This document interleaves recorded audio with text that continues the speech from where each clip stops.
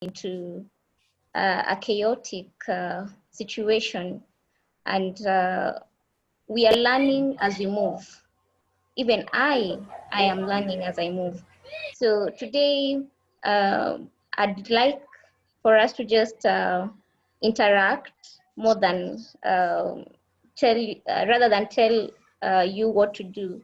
I'd just like to share my experience so far, and maybe just bounce off ideas and discuss it with you.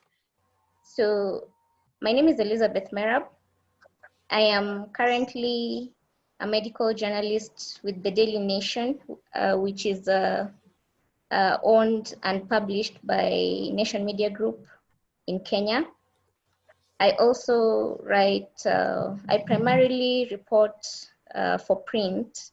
So my stories, my health stories that I submit to my editors have been published across board, across different publications in the nation, owned by Nation.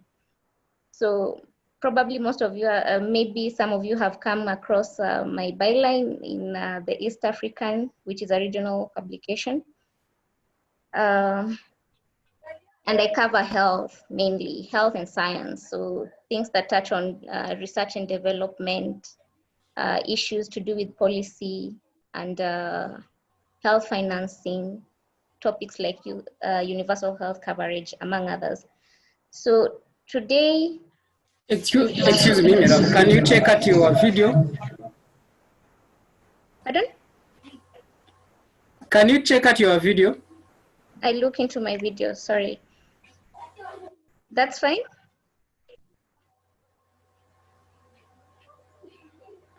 Christoph, can I go on? Okay, go ahead. I can't see you, but go ahead. I think it will be fixed. Okay, so like I was saying, we find ourselves in interesting times and we have to adjust. Most of us have had to work from home, and I'm one of those people. The reason being that when coronavirus was first reported, the first case of coronavirus was reported in Kenya, my employer decided to give people, give the staff who are vulnerable an opportunity to work from home. So for me, I was one of those staff, and today is my day 57 since I started working from home. And I can, today I'd like to share my experience and share with you a few things that I have come across in my reporting.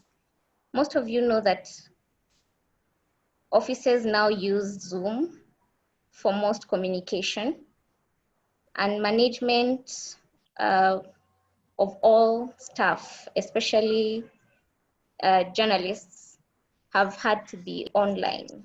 For example, where I work, now we have to operate remotely. The office had to be reduced. The office capacity had to be reduced significantly. So most of the people who are operating from the office are people who are considered healthier, and they cannot operate remotely. For the rest of the team, we've had to have daily meetings. That means every day at exactly 9:30 between Tuesday and Saturday, I have to be on my laptop at exactly 9:30 to join into a meeting with the editorial director, with the managing editor of the paper, and the section editors who are planning for the next day's newspaper. Now, how does that look like? The meeting has to start with what do we call them? With editors, the docket editors, who have to really share the daily docket, then give each reporter online to share their docket. Then we discuss what can go for the next day's publication, and what has to what has to be planned for the week that is. Now, I'm sure most of you have seen a picture. I'm trying to share my screen with you. Just give me a minute.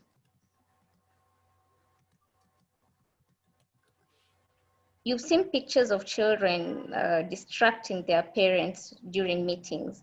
That is commonplace now, and people have to really adjust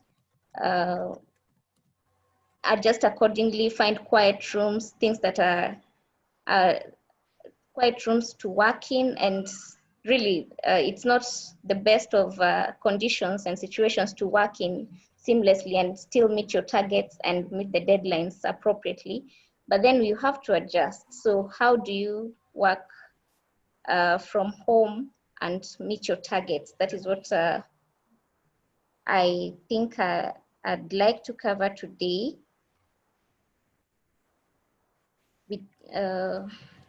Sorry, today this has been an interesting day for me. I have all the technical problems that I rarely do have. But yes, these are the things that we keep talking about.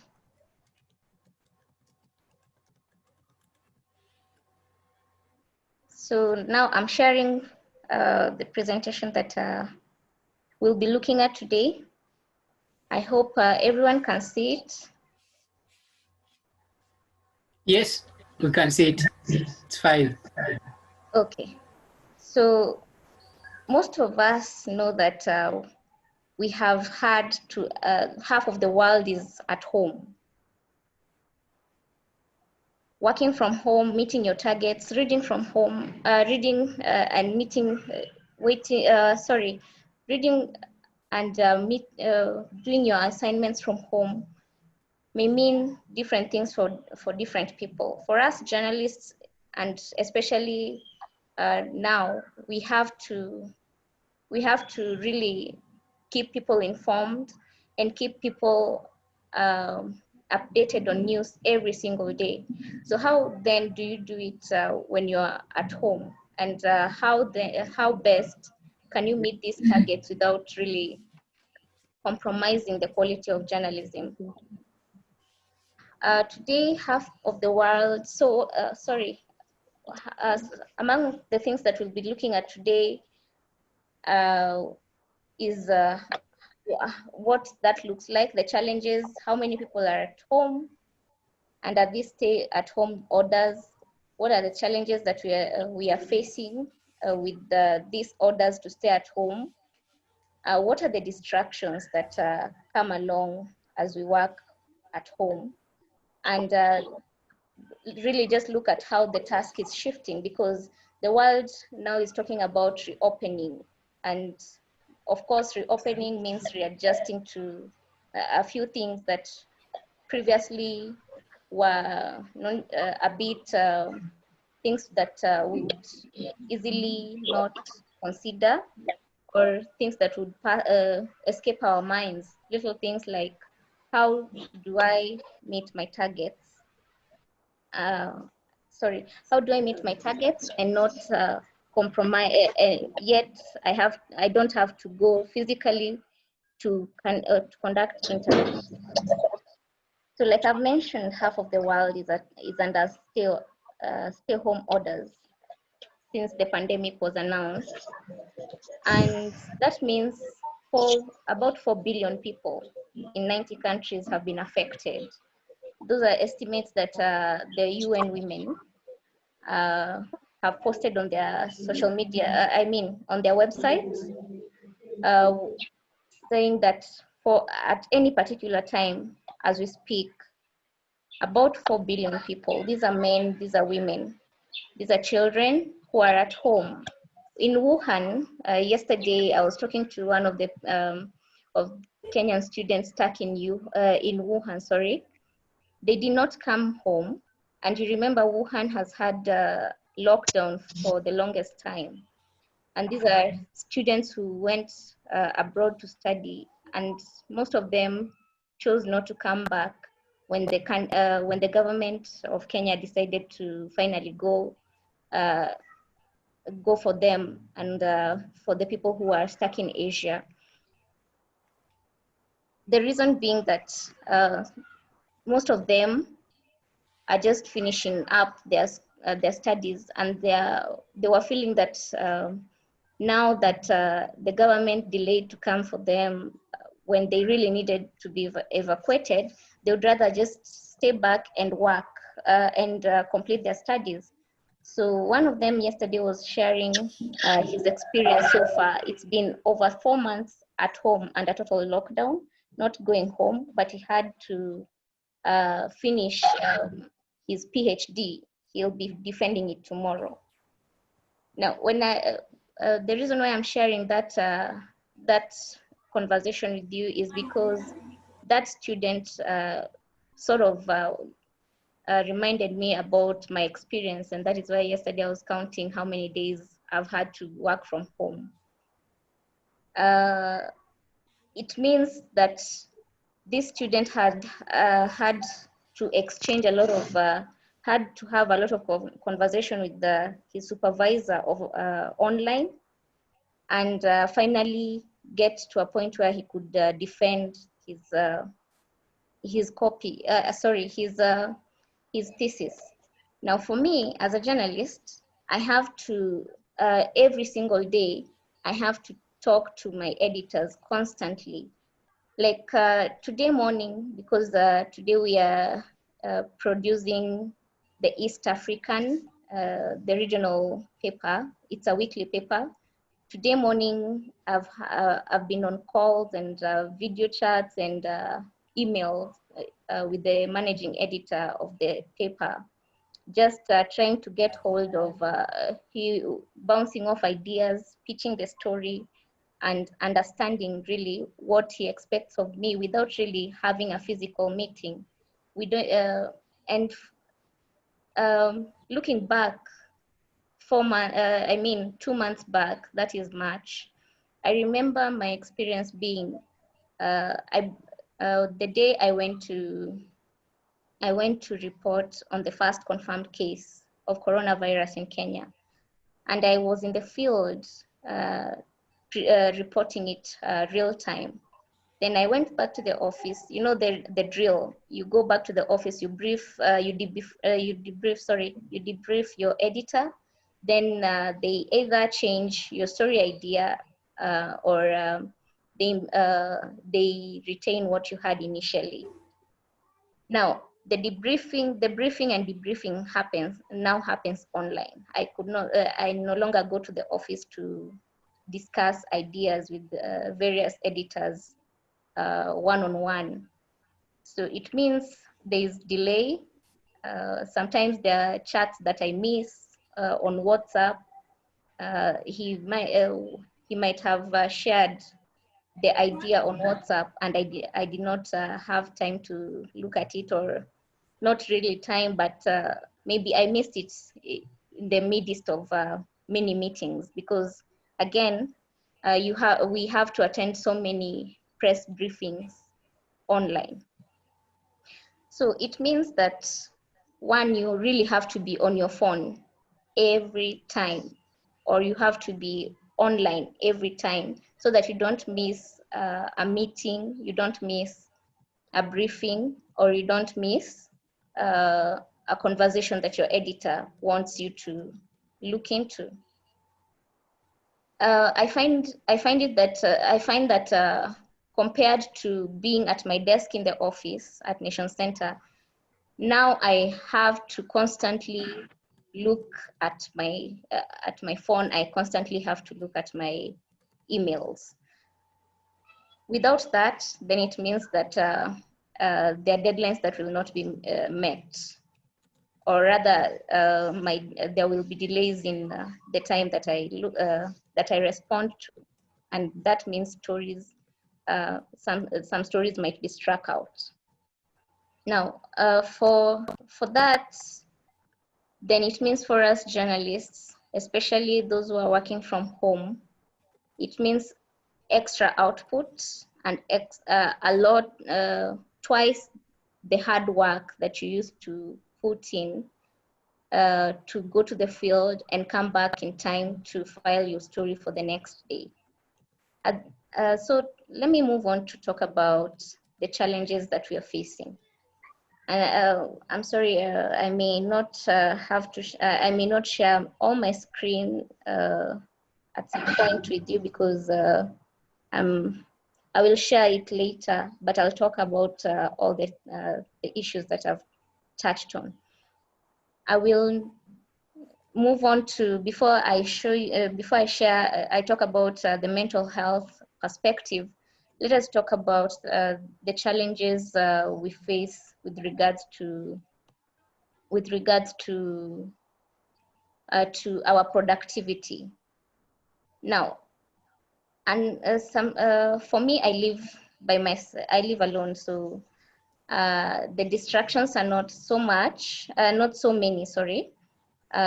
Despite, but I am alive to the fact that there are many times when the 9:30 meetings I've missed or I've delayed at registering for the meetings for one reason or the other. When you're at home, the distractions are many, and how that means that you really have to put your mind and ensure that to put your mind into the work that you're doing, to be committed to yourself and to your employer, such that your employer can entrust that you will work efficiently and seamlessly without holding up operations for the people who are in the office. Now, on women managers and women editors, we have found ourselves in interesting times that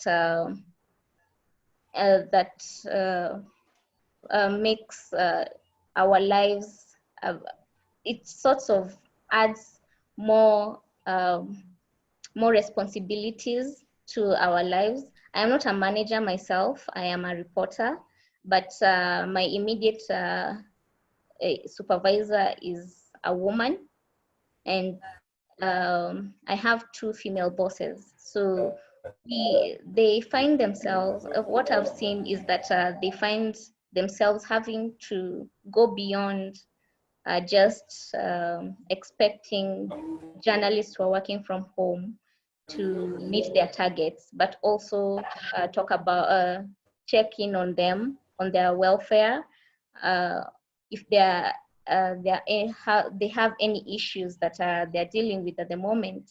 For instance, for me, I've had a few personal challenges recently during this time that I've been at home, and I've seen my boss come in and just play that role of checking on my welfare.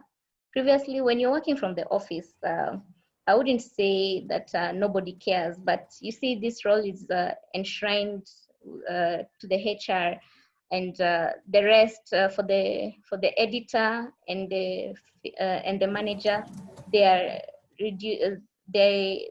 primarily focus on productivity of the journalist, and as well as meeting your targets. It's not about your Excuse me, welfare. Merab. Yes. As I want this to be interactive, you have some 5 minutes to end the presentation, then you continue with discussions for Okay. with participants. Okay. So, like I was saying about your welfare, they have to take on that extra responsibility. They have to be the human resource manager, and they have to be your editor.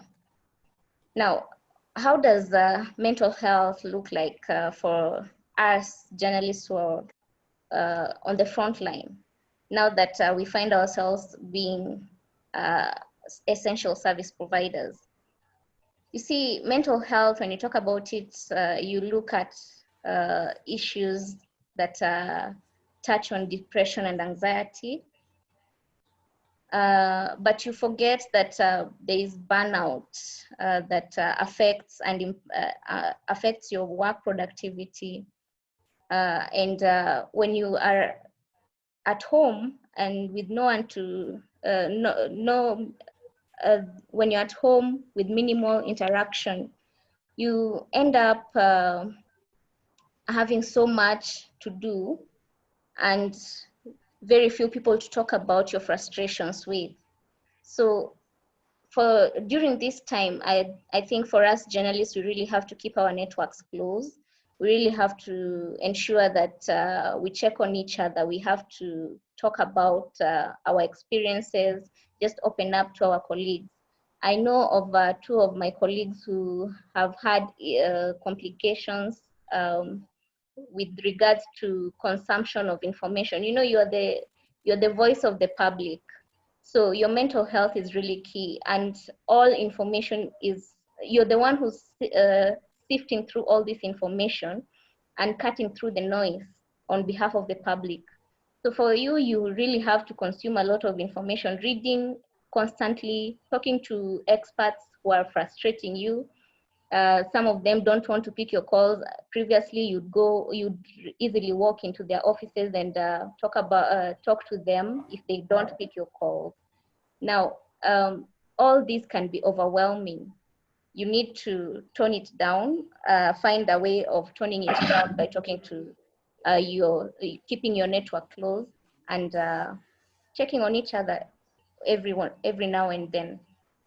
There's a lot. Finally, as I conclude on the challenges and how the task is shifting, we have to recognize that we have to appreciate the fact that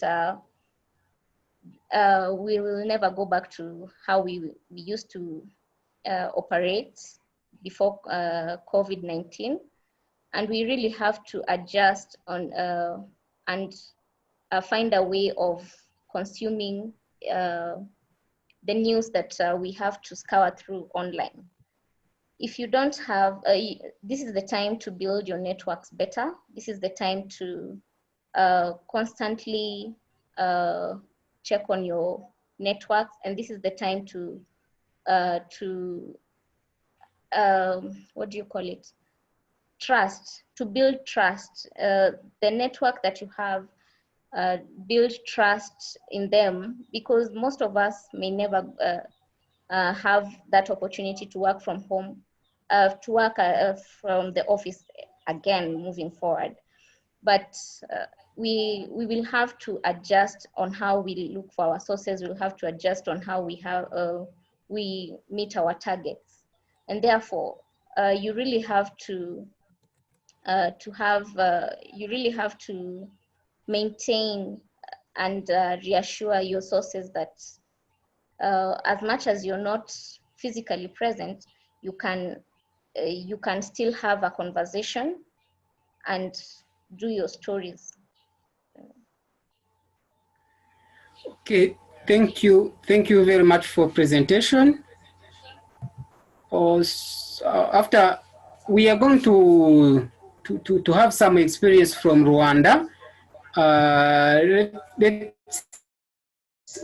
Let's give the floor to Solange Ayanone, one of member of women media. Give us the situation in Rwanda. Thank you. Welcome. Thank you very much, Mrs. Merab. Thank you, Chris, for giving me the floor. You can hear me? Yes, we can hear you. Go ahead. Okay, thank you very much, everyone who is in this conference. What I want to share is that almost same situation like Merab was saying, because in lockdown, as media people, were not able to move. So in lockdown, it was really very difficult to access to the information and also to access to experts. You know, COVID-19, it was something which was new. So to have someone who can give you the information, like even doctors, all doctors were not comfortable to talk about. We met among others, but we tried to adaptate our strategies to the condition where we had to synergize so that we can cover COVID within limited means which were there. Almost media houses owned by women were not really operating well because they have reduced their staff. Most of them are at the beginning of their business, so it was not really, it is something which affected too much them. So even to have means to continue to work, it was really very challenging. So we tried to synergize in two groups. One group is a group of, it's a group formed by Rwandan Association of Journalists. It is a group of 60 media houses, 60 journalists were together. They were facilitated by UNICEF so that they can start to produce stories on COVID by giving them means to access the information, to use internet communication, so that they can give the right information to fight against the fake news, which were already there when COVID started. Everyone in social media was explaining anyhow and was giving any information. So people were really confused. So that synergy of 60 media houses, TV, online, print, together, they tried to contact experts so that they can provide the information. Some of us are in that group, but others are not in that group. But on the other hand, in our network of media, women media owners, we also, so that we can raise women concerns related to COVID. It is in that context, even with the limited means, we tried to produce stories on women issues in COVID, whereby we talked about the unpaid care work in families, which has increased in lockdown, whereby women were at home and everyone at home, the husband, children. So it was a heavy work for women to take care of the whole of the family. And also a woman who was also working like us was obliged also to combine family and professional life. It was like a double work for women. So we produced story on unpaid care work. We produced a story on, for instance, limited access to reproductive health and the vaccination during the lockdown, where we showed how women were not able to access to reproductive health because everyone was focusing on COVID.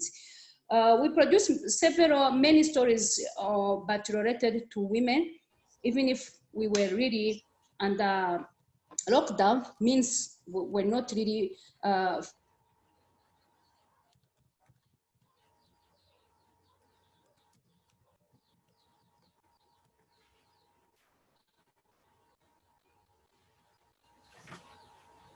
friendly to produce or to what I prefer to produce. You have to contact the expert. You have at the same time to take care of the house. You know, in African context, a wife is the one who has to deliver food, ensure the cleanliness, and also a woman who was obliged even to teach children because children were stopped to study. So all of that context was not really friendly for us to work.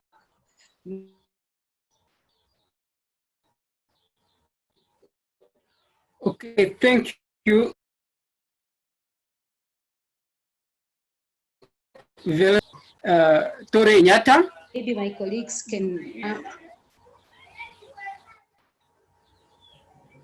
Hello, can you hear me? Yeah, I've been Yes, joined by yes. Tore Nyata, the pandemic mentor who is based in Kenya. He's going to help us in responding to questions, giving contributions and interventions. Tore, can you hear us? Yes, I can. Thank you very much, Christophe. Okay, you can just introduce yourself and say something of or about the presentation and what Sorange was saying on the posted text of Rwanda. Thank you very much, Elizabeth and Solange. This is a very interesting and timely topic.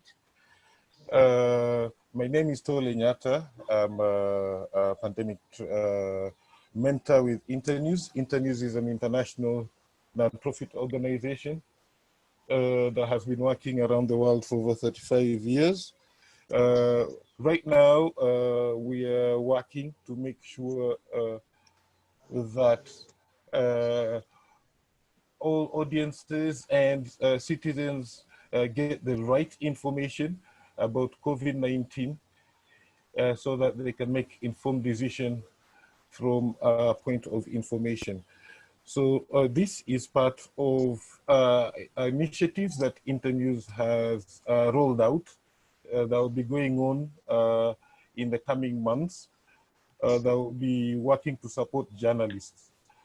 So I'd like to open up the line for other experiences, maybe from other colleagues from around the region. Maybe Christophe, people can raise their hands and you can pick the questions or you can open the mic. Thank you. Yes, yes. They can use the reactions button there. I see Astrida Uwera has something to say. Astrida, can you unmute yourself and go ahead?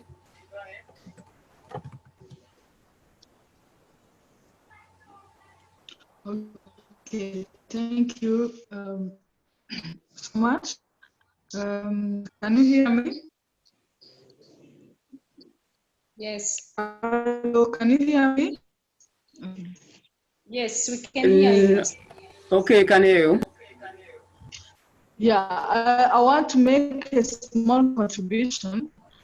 Actually, in media, this COVID-19 brought challenges, but it has also brought some solutions on some of the problems you had before or challenges.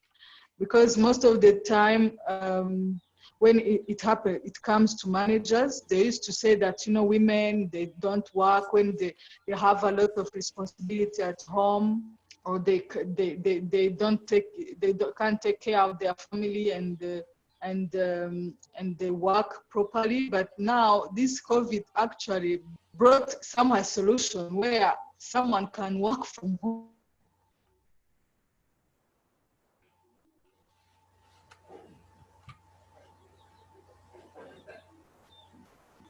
Hello?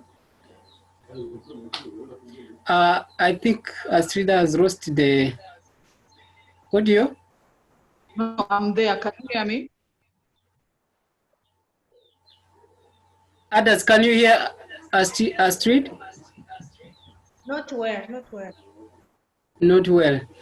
Okay, maybe she can fix the audio. She can come back after.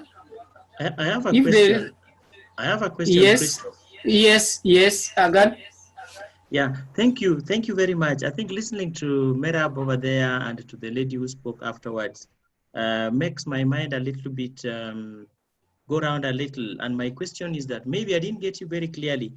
Why women? Why are we so concerned in this particular webinar about women working at home or women journalists at this time? I mean, what does it mean that COVID is affecting them differently the way it's affecting us? Because we are sharing the same space here at home, me and my wife, we are sharing the same space, and the challenge to us is almost similar.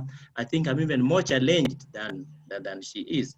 So that was my first question. And then the other thing is that for me, when it comes to working from home, if our managers were, doubting us before, then it basically means that we were not disciplined. Because I think working at home, I usually work at home with or without COVID, and it depends on your discipline. Do you have targets to meet? But then also, I think the managers also must be realistic that there is a level of professionalism where if somebody reaches, then that person, when that person talks about working at home, then basically it means that they know what they are doing. So I think it's going to change the way our managers treat us. I don't have to be physically present in the newsroom to show that I'm working. I could be there and I'm not doing anything. So I think basically that is what I wanted to talk about. And so please, why women? What concerns Internews and Christoph and Tole with the issues of women in the media? Thank you very much, Dan. Tuli, can you say something on that?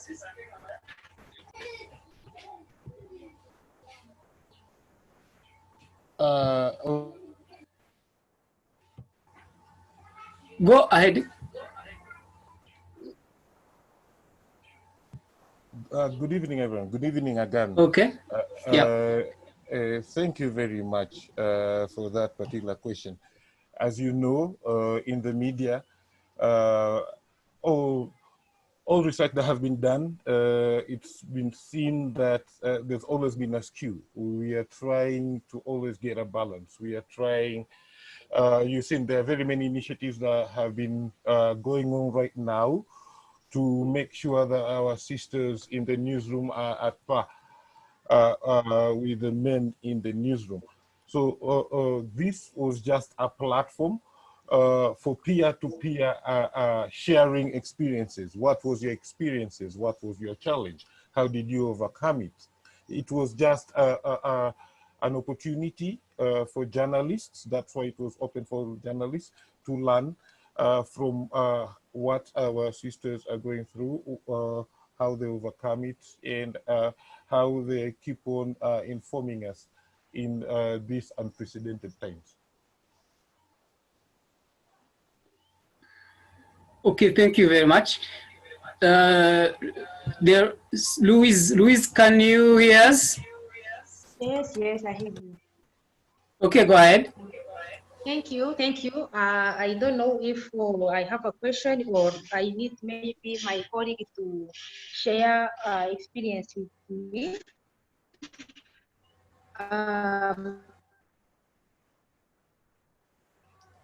As Hello? you know, and sometimes, do you hear me? Hello? Hey, can you hear? Yes, I can hear, but Okay. Now it's okay. Continue. Okay. First of all, I'm sorry for my English. It is very little, but I try to participate. The very important is the message. Okay.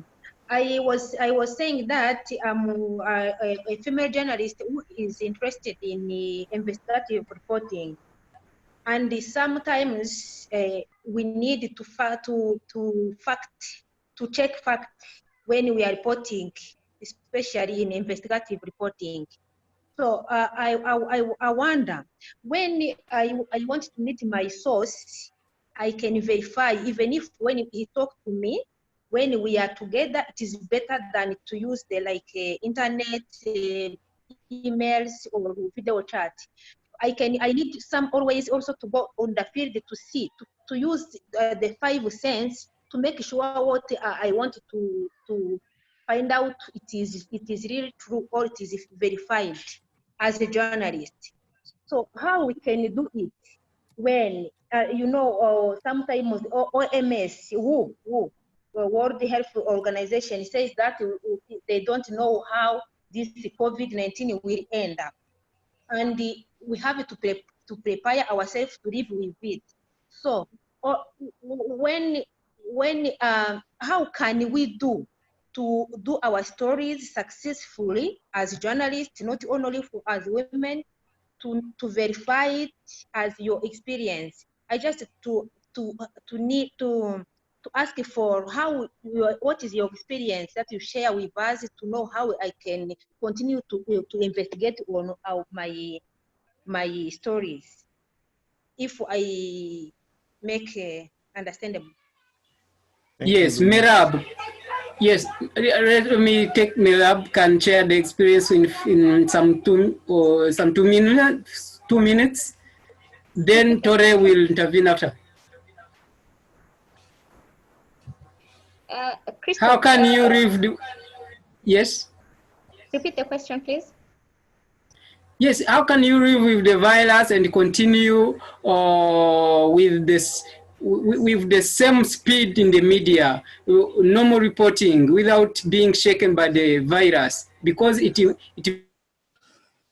Yes, and also we are saying how do you make sure your sources are giving you the right information? Yes, yes. So how do you make sure your sources are giving you the right information? How do you make sure who is telling you is right? Basically verification for investigative journalists that is away from the field. Yeah, that is a question. Okay, so with regards to how do we operate after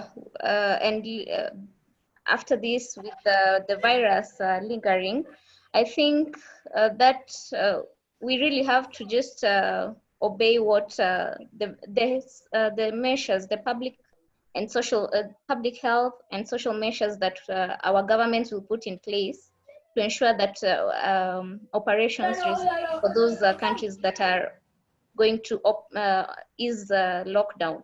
I know that for Kenya, this weekend we are going to, the government is going to review the set down measures that had been put in place in March to contain the spread of the virus. And I don't think we, as journalists, we are going to operate differently from those measures. Just that our newsrooms will have to provide for us the protective gear, that the masks, ensure that we are protected. For those of us who are working for media houses, for those of us who are freelance journalists, I think your health comes first. So you have to really protect yourself because you don't know who has the virus and who doesn't have the virus. For instance, today I was talking to a surgeon, and here they've suspended some elective surgeries, and he was saying, moving forward, you don't know who you're operating on, and the increase of some patients who are not showing symptoms being more than the patients who are showing symptoms makes it a very challenging issue, because today a patient will not show symptoms, tomorrow they show symptoms. And it's the same with journalists. Today you are interviewing a source who will tell you that they took the test and they were negative, and um, and tomorrow the same source will tell you, oh, I tested for COVID, so maybe you may need to test yourself for COVID to see if you are infected or not. Now, with regards to verification of information, I'd like to point out that whether you're working in the office or working from home, you have to verify your information. How do you do that? You go to the trusted websites. For investigative reporting, you really have to sift through a lot of information and talk to a wider variety of experts compared to the number of experts probably you'd normally interview.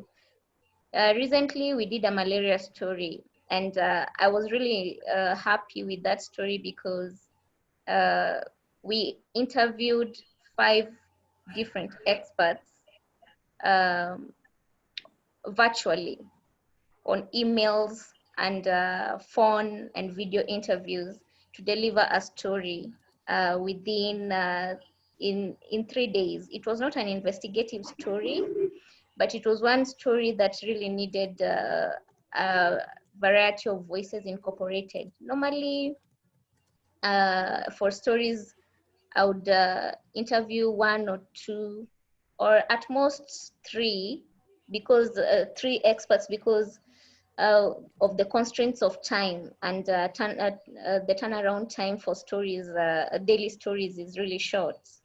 So I think the procedure is the same. Just incorporate the ethics, incorporate the verification process. Yeah, thank you.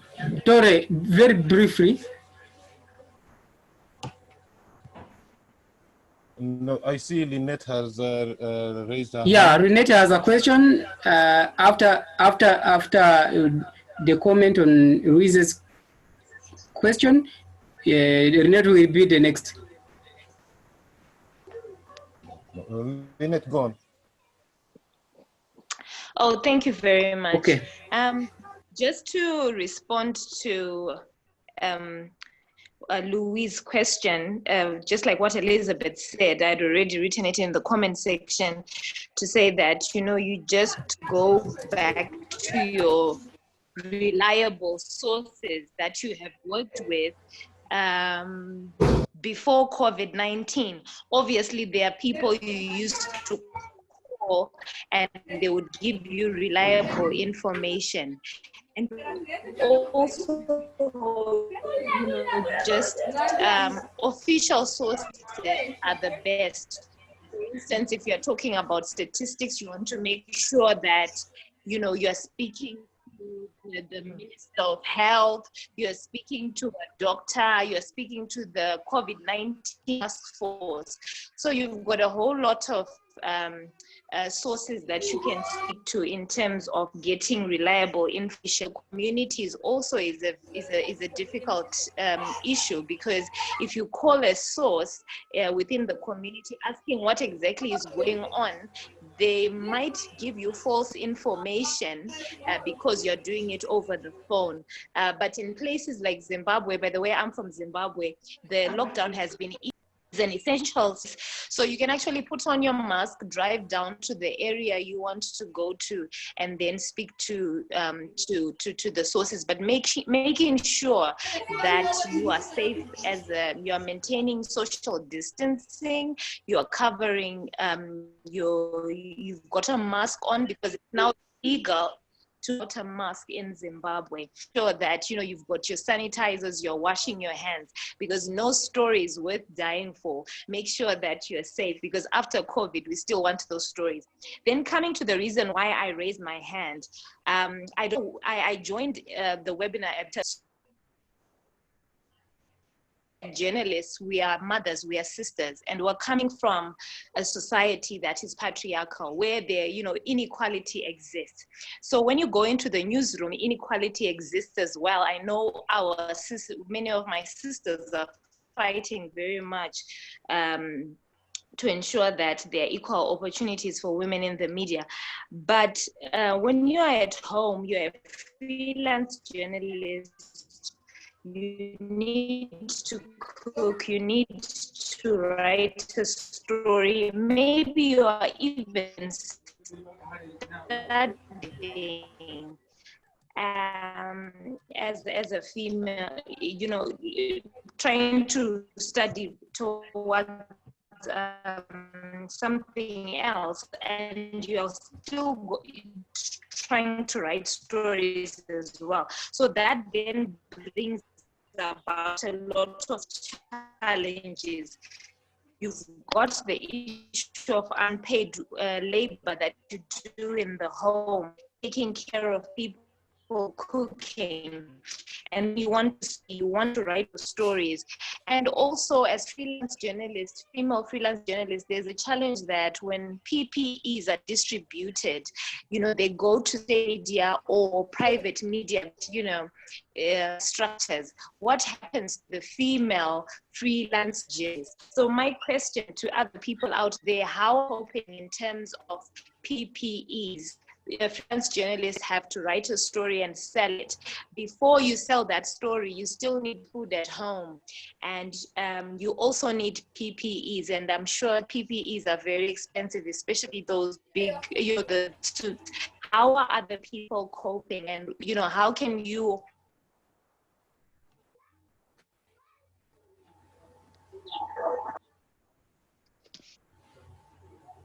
Yeah, the sound is gone. But Tori, you have got a question, very briefly.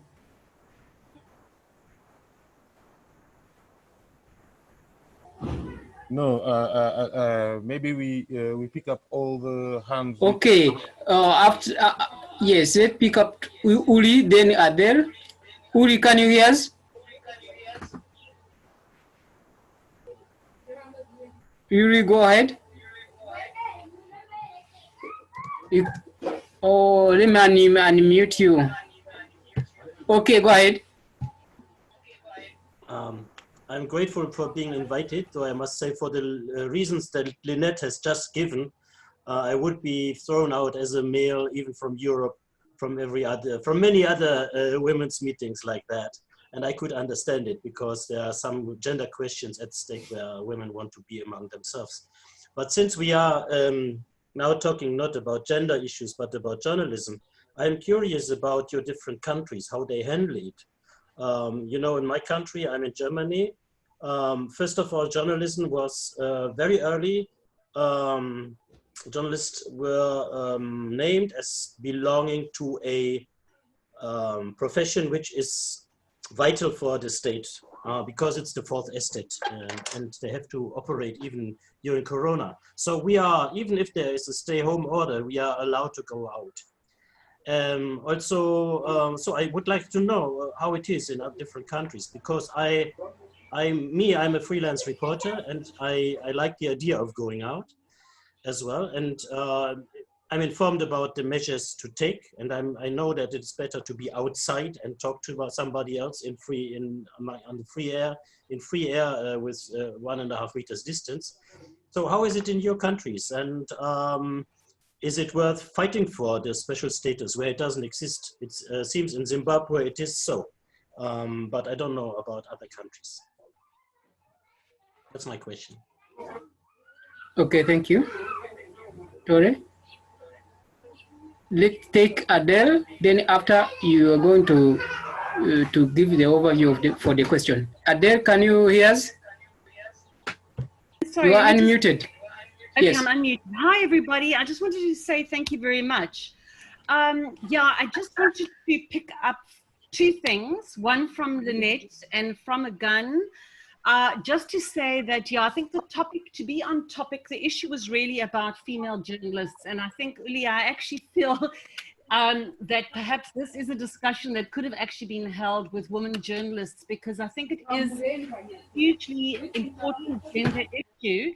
And I think that sometimes, I'm not saying that men aren't important in the mix, but I think women face special challenges. What comes to mind very much,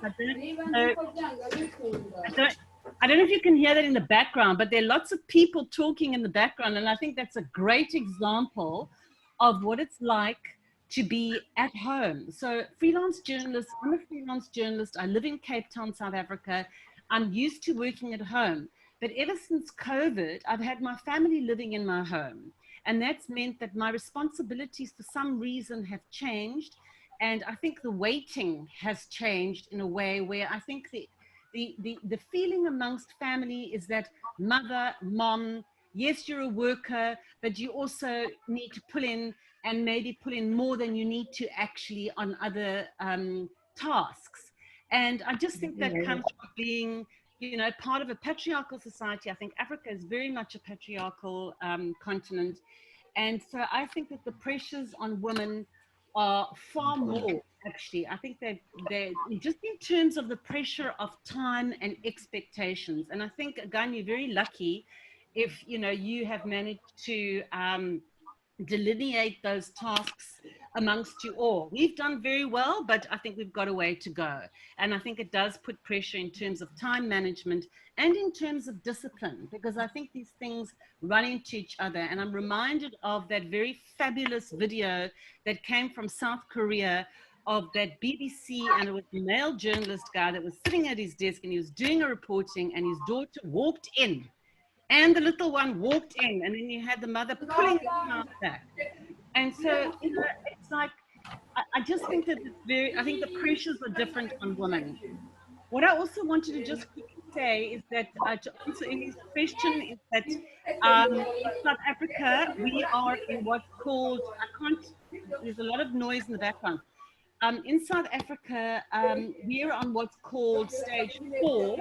That means that we're only allowed to go out for 3 hours a day. Otherwise, we're completely confined to our homes. And if we go out, we have to have a mask. Otherwise, we can be arrested for not wearing a mask. So it's very strict at the moment because they are seeing the lockdown is very important to the way that we're managing our scenario in South Africa. But thanks for listening. I appreciate it. Thank you very much, Adele. Ida, I'd like to put you on the spot as a female journalist working from home. What has been your experience? Who's that? Sorry? I think Ida. Ida, okay. if you can. Sorry, let me mute. Hold on.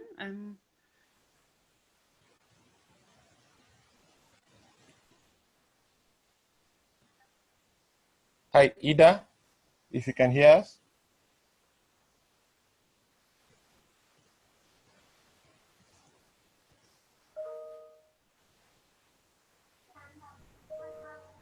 Okay, she's not hearing us. But first of all, I wanted to read some chats. Francine Mukase said most of negative points are already said.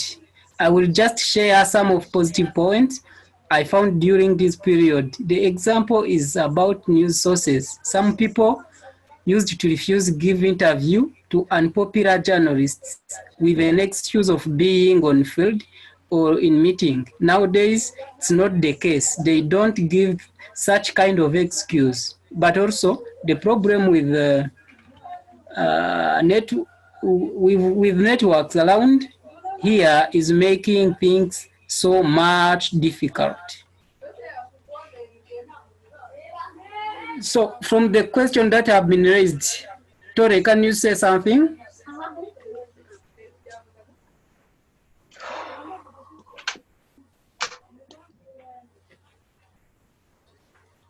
Tore, can you hear us?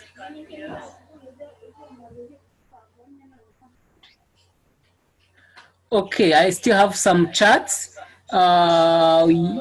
Renata said we were not an essential services initially, but the media had to approach the courts. Yeah, interesting.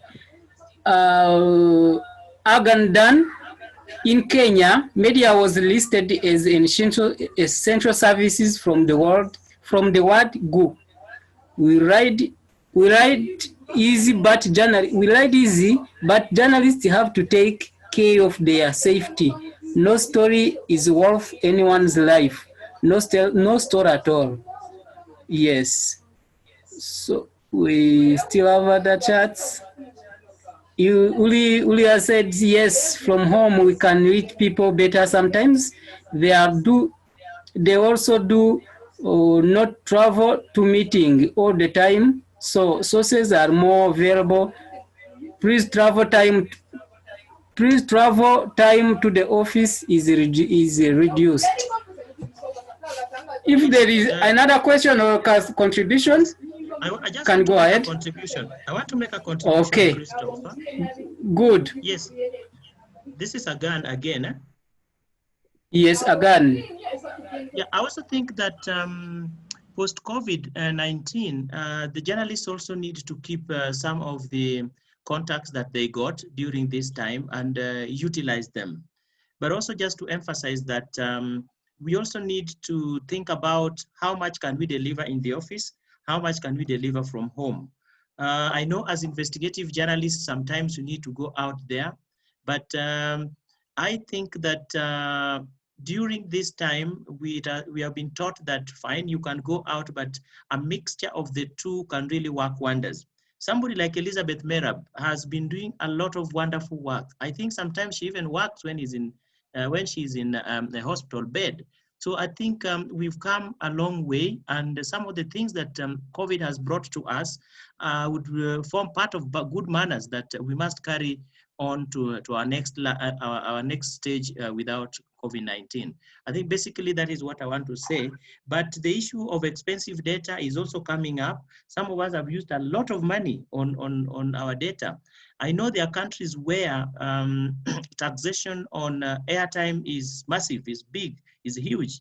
I also think that it is time that we could also challenge some of these policies, especially on some of these taxation regimes as journalists, because it's really hitting us hard, and I'm not very sure that the media managers are taking into cognizance the kind of expenses that we are going through to ensure that we deliver the stories. So maybe some media houses rich enough could do that, but I also think that quite a number of media managers, and the way I know them, would always want to be safe with their money and would not want to spend. So it's also something that media managers need to think about.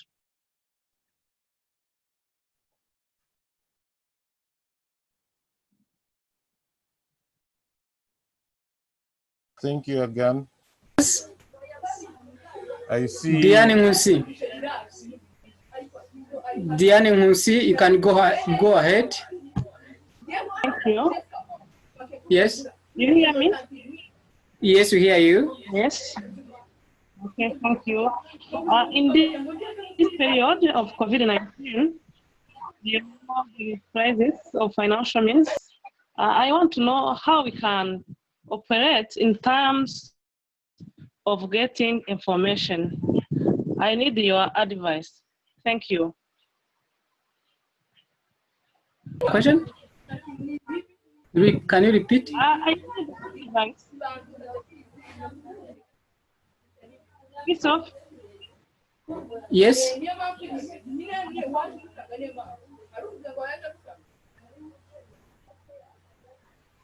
Tole, have you heard the question? Can you hear the question?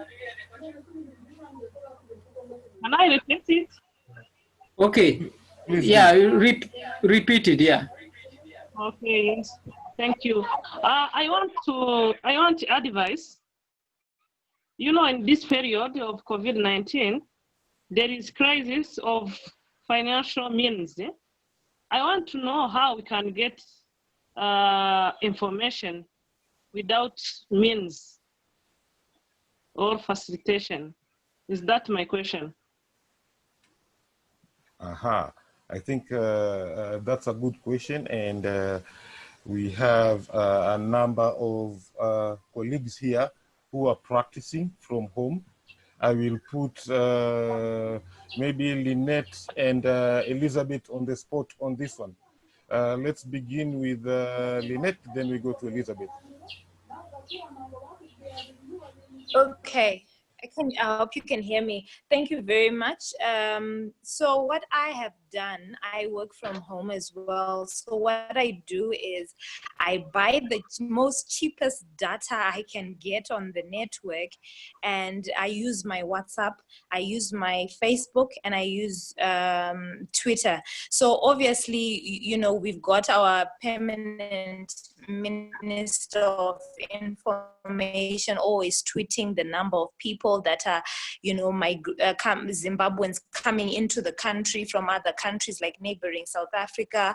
We've got, you know, statistics of the number of people who are tested every day from the Ministry of Health that are shared on social media, be it to extract my data from. And now, because people understand the situations we're in, you know, you can send someone a WhatsApp message and they can respond to your questions. You can send them an email as well. But I think WhatsApp is quite, depending on the data that you use, WhatsApp has proven to be quite cheap for me. And I can even speak to the ordinary person that I know, maybe somebody who's like 100 kilometers away from me. I can actually text them, ask them a question. They can send me an audio or even record, you know, women at a point trying to fetch water during COVID-19 during the lockdown without protection, without gloves, without sanitizers. You know, collaborating with other people also will help you, because you can't just work alone right now, because you know, you can actually want information. For instance, I want information from Cape Town.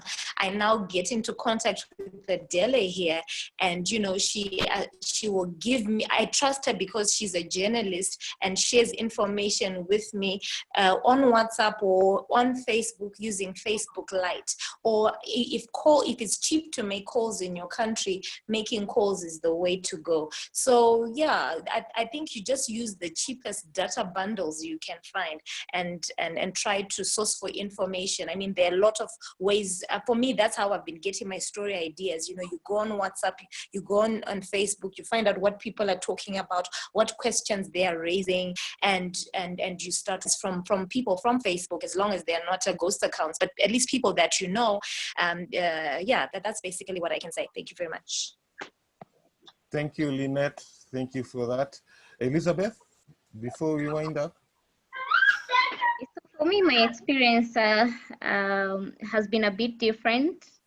Of course, you've heard about Aghan. Thank you again for for acknowledging the work. I appreciate that. So for me, now that the dynamics are different, I really have to shift my focus on the kind of stories that I publish.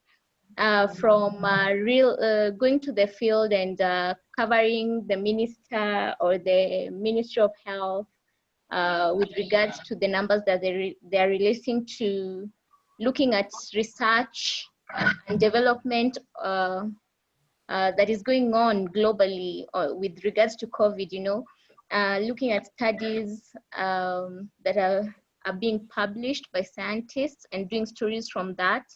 My stories also revolve around what do we call them? Not human interest per se, but in the sense that we used to go to the field and interview people, but human interest in that you have to translate the science into what people can relate to. Again, something else I've had to do is now work remotely with scientists. In that, I do interviews remotely. For instance, if I'm to go to the Kenya Medical Research, if I'm to do an interview about the Kenya Medical Research Institute here in Kenya, I will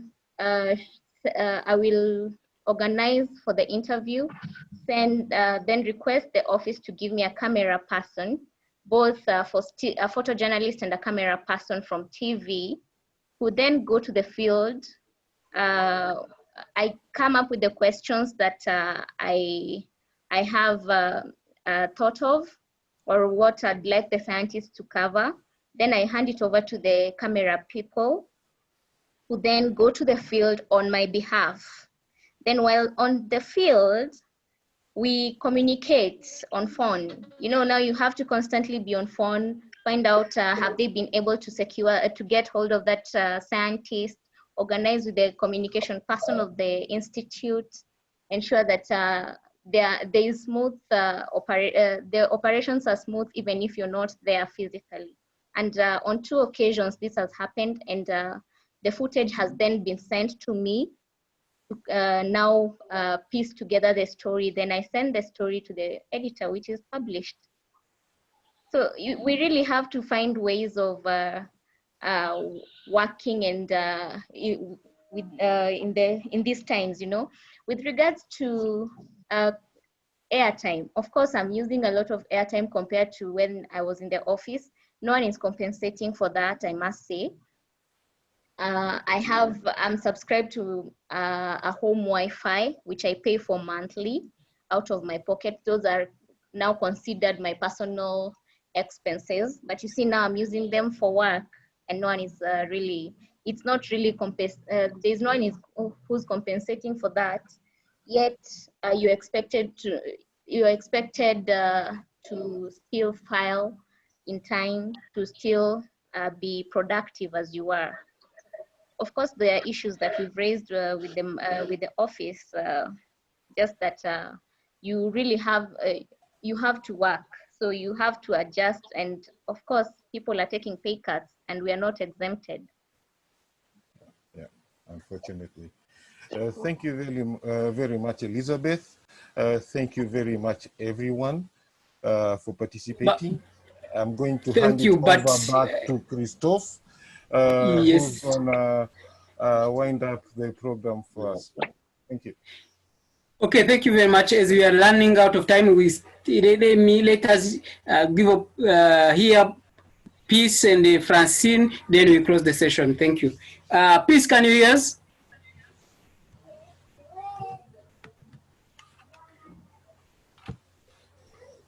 Go ahead, Peace.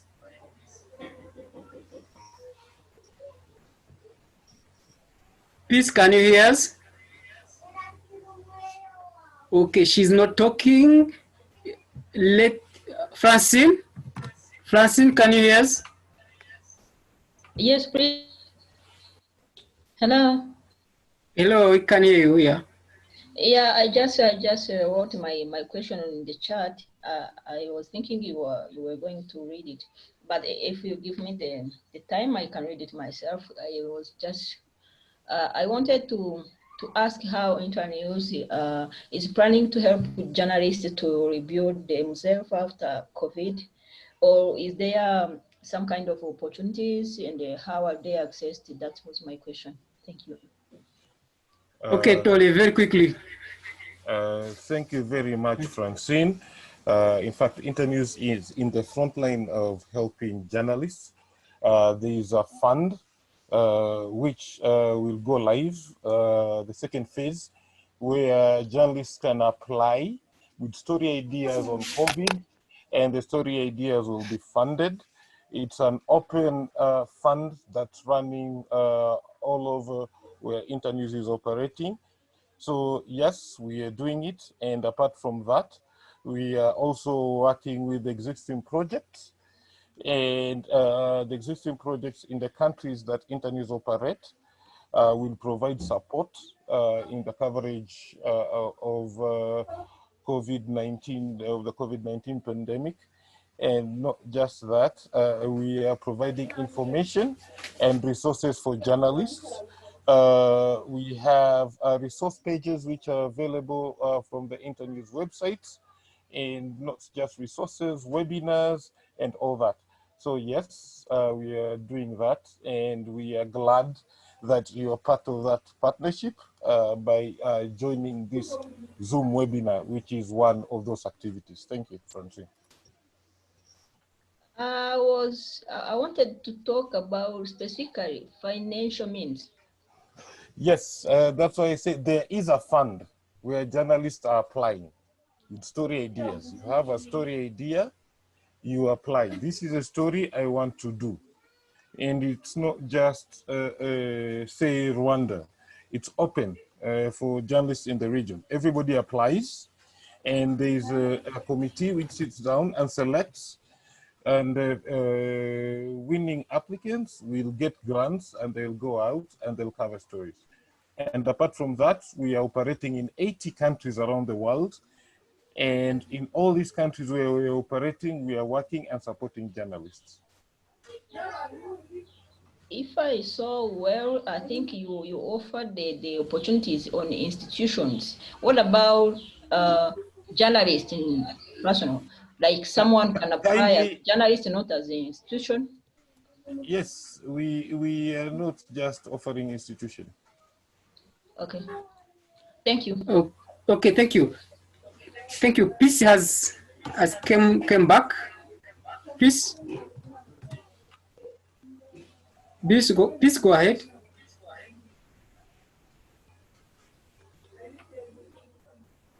She can't talk.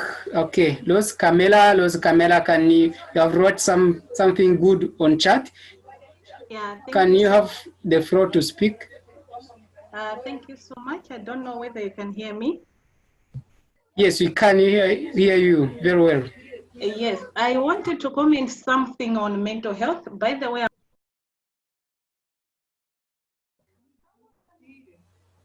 Echo FM as one of the managers there. When it comes to issues of mental health from the experience which we have had so far, I've interacted with female journalists myself, managing them directly, but one of the key challenges which they face each and every day is issues of delaying to submit some reports, delays in submitting some stories, which when it comes to meeting targets, it becomes so challenging. So basically what is key sometimes is for them to open up, and I've always encouraged them to open up and share what are some of the challenges which they are facing. Because where you are not able to come open and share some of the challenges which you are facing at home, it becomes very challenging where you fail as an individual to balance up between the two. So as female journalists, where we are facing challenges at home, considering that I think majority of African countries, we have patriarchal kind of culture where women are left with some responsibilities at home, where they have to balance being a mother, being an aunt, as well as work at the same time. So sometimes it's very key to open up to your manager and say these are the challenges, then agree on how best to approach. Where I'm working, as I wrote there, in Malawi, we always have issues of high charges in terms of internet, and I think a number of media houses have faced critical challenges to work during this COVID-19. So as an institution, where we agreed where we are able to support the reporters with some kind of airtime to support them make calls to reach the sources, as well as some little airtime so that they can be able to go on the internet and research on the number of issues. But it also becomes very key to verify whatever information which you are having, because currently I think we are also being flooded with the number of fake news. So verification and contacting credible sources becomes very, very key. So I think on mental health, that's what I wanted to comment. Thank you so much. Thank you very much, Loz. Thank you very much, Tole. Thank you very much, Merab. Thank you very much, all the participants. Thank you for the discussions and comments and questions. So we are done now closing. Thank you for accepting the additional 25 minutes. So now we share with you the materials, the recordings, and we'll let you know for the next webinar. Thank you for being with us. Bye. Thank you, Christophe. Bye-bye. Bye. Bye. Bye.